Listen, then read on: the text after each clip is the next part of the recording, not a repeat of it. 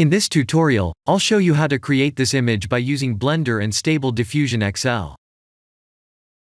I'll use a basic primitive mesh to create a simple prototype scene for the Stable Diffusion.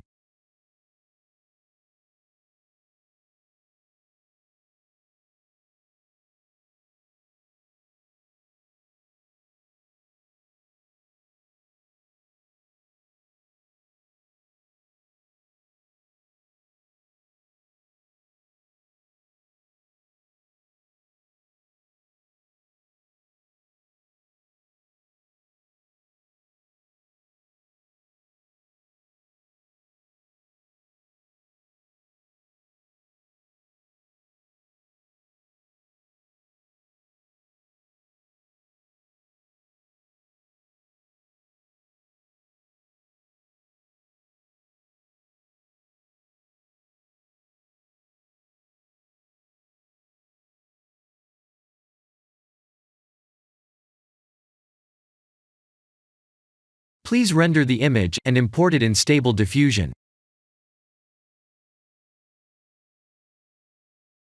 I'll share the full prompts in the description below. Please set the preprocessor to none, and select the correct depth model.